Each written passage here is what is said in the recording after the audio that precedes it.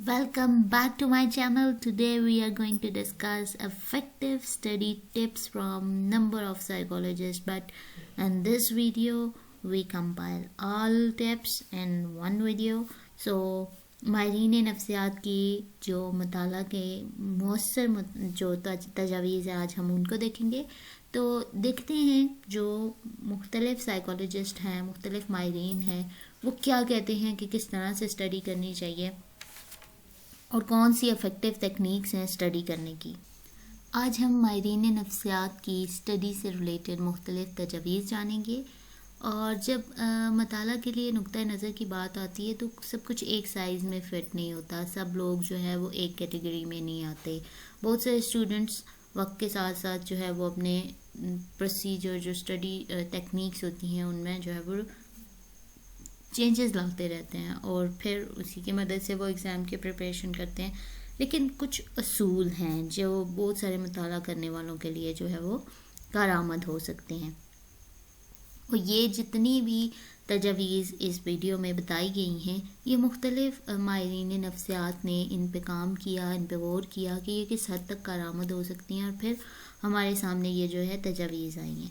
पहले नंबर पे engage with the material in an active and meaningful वे। सबसे पहले आप लोगों ने जो स्टडी मटीरियल जो है वो इकट्ठा किया, अपने बुक्स हैं, अपने नोट्स हैं, उनको एक एक्टिव वे में जो है सिर्फ हम कह सकते हैं कि रीडिंग करना जो है वो इनफ नहीं होगा, या हमने पॉइंट हाईलाइट कर लिए वो जो है वो इनफ नहीं होंगे।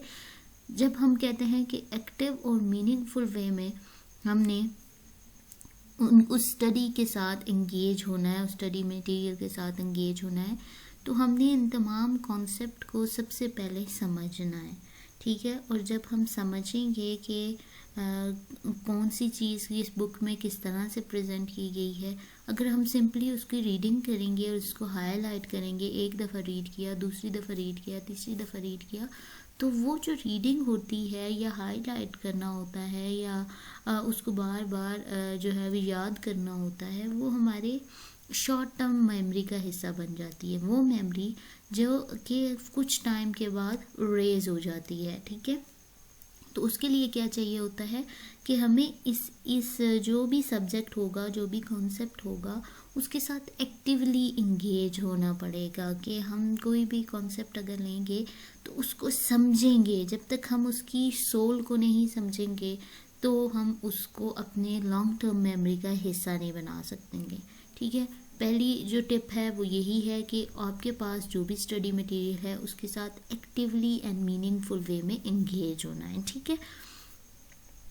Second tip, take your notes by hand rather than typing them. Second thing जो आपकी इनसाइड क्लास आ सकती है या आप घर में हैं तो आप कोई भी नोट्स बना रहे हैं तो आप टाइपिंग करने की बजाय उसको हाथ से लिखेंगे। और क्या होता है कि जब हम टाइपिंग कर रहे होते हैं तो हम एक मैकेनिकल वे में उन चीज़ों को सम अप कर रहे होते हैं, लेकिन जब वही हम पेन लेंगे और उसको नोट पैड के ऊपर जो है वो नोटबुक के ऊपर लिखेंगे तो क्या होगा कि वो उन चीज़ों के साथ हम ज़्यादा देर तक प्ले कर सकते हैं, ठीक है। तो जब हम खुद अपनी जो हैंड राइटिंग में जब अपने हाथों से लिखेंगे तो वो कॉन्सेप्ट हमें ज़्यादा देर तक याद रहेगा। तो इसलिए जो माहिरीन है वो सेकंड चीज़ ये बता रहे हैं कि नोट्स जो अगर हम बनाते हैं तो वो टाइप करने के बजाय, कंप्यूटर पे टाइप करने के बजाय हाथ से लिखें, क्योंकि जो चीज़ें आप सॉफ्ट कॉपी में पढ़ रहे होते हैं वो इतना जल्दी याद नहीं होती या ज़्यादा देर तक याद नहीं रहती। आप वही चीज़ अगर लिखेंगे नोटबुक के ऊपर या अपनी बुक के ऊपर हाईलाइट कर देंगे, उसके ऊपर पॉइंट्स जो है वो ऐड कर देंगे तो वो चीज़ें जल्दी याद होंगी। दूसरा पॉइंट ये था कि हमने टाइपिंग नहीं करनी, हमने हैंड रिटन नोट्स लेते हैं। Third point, make a study time table. अब स्टडी टाइम टेबल किस तरह से कि जब आपको पता चल गया कि आपके एग्ज़ाम आने वाले हैं, ठीक है, या आपके एग्ज़ाम होने हैं, ठीक है, सेमेस्टर स्टार्ट हुआ है आपका, आपकी क्लासेस स्टार्ट हुई हैं, तो आपने एग्ज़ाम देने ही देने हैं। तो उसके लिए आप क्या करें कि आपको आइडिया होना चाहिए कि इस डेट को हमारे जो है वो एग्ज़ाम स्टार्ट हैं। You have a proper date sheet.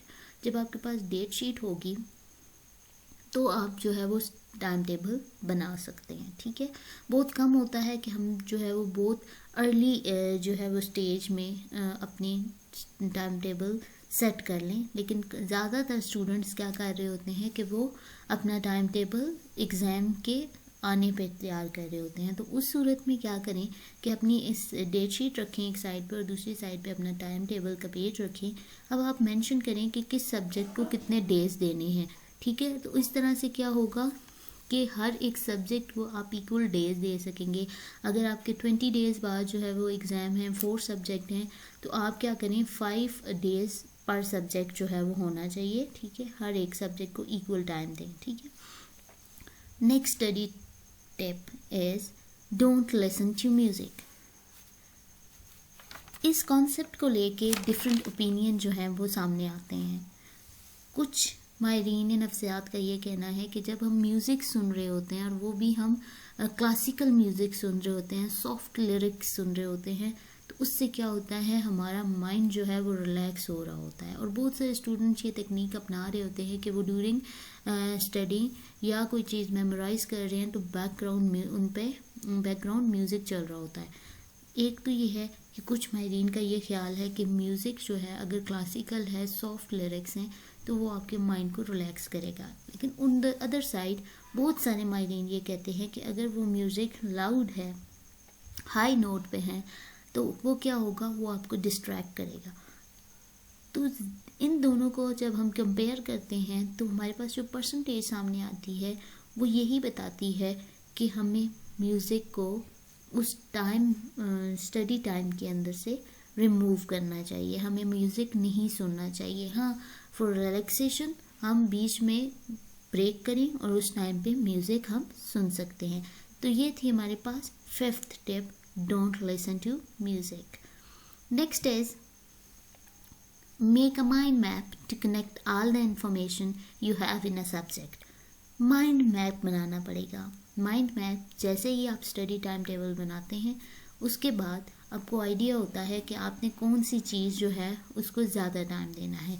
जब आप माइंड मैप बनाते हैं तो आपको खुद इनर जो है वो फीलिंग्स होती हैं कि मेरा ये सब्जेक्ट इतना वीक है, उसको दूसरे सब्जेक्ट से ज़्यादा टाइम देना चाहिए। तो माइंड मैप बनाते वक्त हमें ये मालूम हो जाता है कि हमारे कौन से एरियाज़ हैं जहाँ पे हमें ज़्यादा वर्कआउट करना है। तो ये जो मैप होता है ये आपको एक ब्लूप्रिंट दे रहा होता है कि इस तरह से हम इस सब्जेक्ट को इतना टाइम दे सकते हैं और इस तरह से हम इसको स्टडी कर सकते हैं।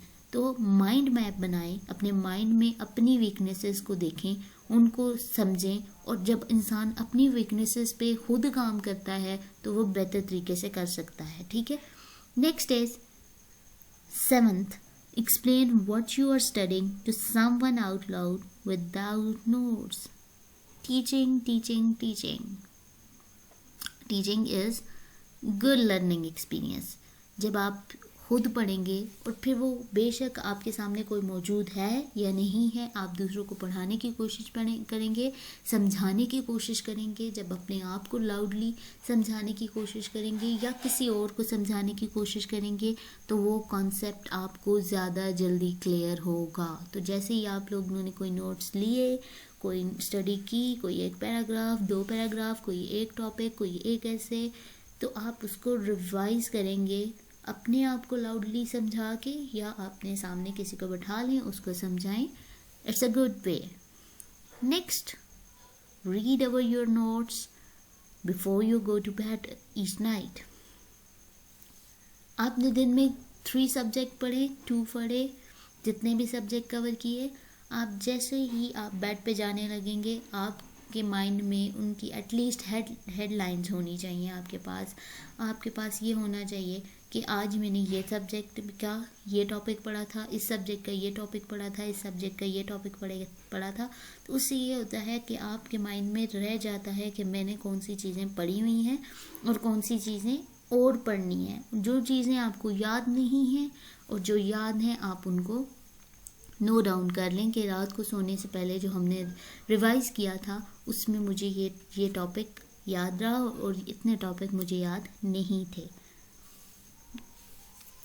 9, make visual association with concept. बहुत सारे माहिरीन ने ये एग्री किया इस बात पे कि जब हम किसी चीज़ को, किसी कॉन्सेप्ट को प्रैक्टिकल लेवल पे देखते हैं या उसको विजुअलाइजेशन जब हम कर रहे होते हैं किसी चीज़ की, तो वो हमें इजीली याद हो जाता है। मोस्टली प्रेजेंटेशन चल रही होती हैं, मोस्टली जो लाइफ साइंसेस हैं उसके अंदर बाकायदा उस चीज़ के प्रैक्टिकल करवाए जा रहे होते हैं। उनका मकसद यही होता है कि वो कॉन्सेप्ट बहुत ज़्यादा अरसा तक आपको याद रहता है। तो कोशिश किया करें या तो आपको प्रैक्टिकल लेवल पे वो एक्सपेरिमेंट कर लें या उसकी एटलीस्ट डायग्राम बना लें। डायग्राम नहीं बना सकते तो उसको एसोसिएट कर दें किसी चीज़ के साथ। तो वो जो चीज़ें हैं आपके इर्द गिर्द जो टेबल, जो चेयर, जो मार्कर्स, जो पेन पड़े हुए हैं, आप उनसे प्ले कर सकते हैं, उनको इमेजिन कर सकते हैं उस चीज़ के साथ। Make a visual association with concept, so it's an easy way to remember the thing. Next is study session for each subject. Study session, it's mean कि आप लोग अपनी जो स्टडी है उसके डिफरेंट सब्जेक्ट्स जो हैं, हर एक सब्जेक्ट को डिफरेंट सेशन में डिवाइड करेंगे। फॉर 1 डे आप कौन से सब्जेक्ट ले रहे हैं, कितने टाइम तक ले रहे हैं, किस सेशन में कौन सा सब्जेक्ट, कौन सा कॉन्सेप्ट क्लियर कर रहे हैं, हर एक चीज़ का जो है वो सेशन रखें। बीच में ब्रेक रखें, अगेन स्टार्ट लें, फिर ब्रेक रखें, फिर स्टार्ट लें। तो इससे क्या होगा, एक सब्जेक्ट लें, एक टॉपिक लें, उसको कवर करें, ब्रेक लें, अगेन उसको रिवाइज करें, उसको नोट डाउन करें, नोट्स बनाएं, अपनी वर्डिंग में उसको राइट डाउन करें, सेकंड ब्रेक लें, फिर सेकंड सब्जेक्ट लें। सो सेशंस में जब हम डिफरेंट चंक्स में हम चेंज कर देते हैं चीज़ों को, उसमें हम चेंज करके उनको पढ़ने की कोशिश करते हैं, तो हमारा माइंड जो है वो रिफ्रेश रहता है और इससे हम इजीली अंडरस्टैंड कर सकते हैं। So these are the basic techniques for study according to different psychologists. Thanks for watching.